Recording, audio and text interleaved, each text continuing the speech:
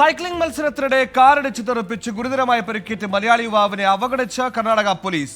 ഇടിച്ച കാറിന്റെ ദൃശ്യവും വിവരങ്ങളും ലഭിച്ചിട്ടും 2 മാസമായി ഒരു നടപടിയും എടുത്തിട്ടില്ല. 4 ശസ്ത്രക്രിയകൾ പൂർത്തിയായ എറണാകുളം അങ്കമാലി സ്വദേശി റോണി ജോസ് ഇപ്പോഴും ബംഗളൂരുവിൽ ചികിത്സയിലാണ്. ഒക്ടോബർ 17 റോണി ജോസിന്റെ ജീവിതം മാറ്റിമറിച്ച അപകടമുണ്ടായത്. ഹുബള്ളി സൈക്ലിംഗ് ക്ലബ് സംഘടിപ്പിച്ച 1000 കിലോമീറ്റർ സൈക്ലിംഗ് മത്സരത്തിൽ പങ്കെടുക്കാൻ കേരളത്തിൽ നിന്ന് എത്തിയതായിരുന്നു റോണി.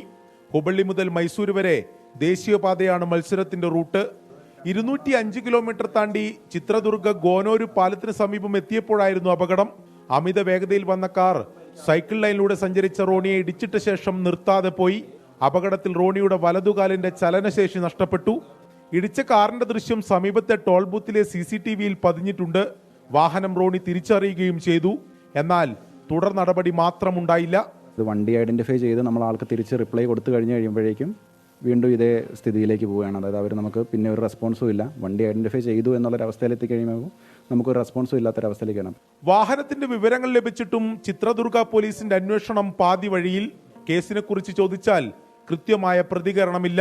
നമ്മളെ സംബന്ധിച്ചോളം നമ്മൾ കേരളത്തിൽ നിന്ന് ഇവിടെ പുറത്തു വന്ന് ഒരു സൈക്ലിംഗ് ഇവന്റിന് വേണ്ടി വന്ന ഒരാളാണ്. 2 വണ്ടികളുടെയും നമ്പർ കർണാടക രജിസ്ട്രേഷനാണ്. അപ്പം എന്തുകൊണ്ട് അവർ നമ്മളെ അവോയ്ഡ് ചെയ്യുന്നു എന്നുള്ളൊരു ചോദ്യം ഇതിനകത്ത് എന്തുകൊണ്ട് നമുക്ക് മനസ്സിൽ തോന്നിയിട്ടുണ്ട്.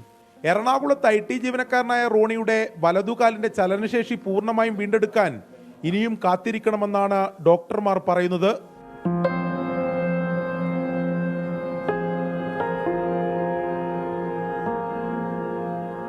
24 ബംഗളൂരു.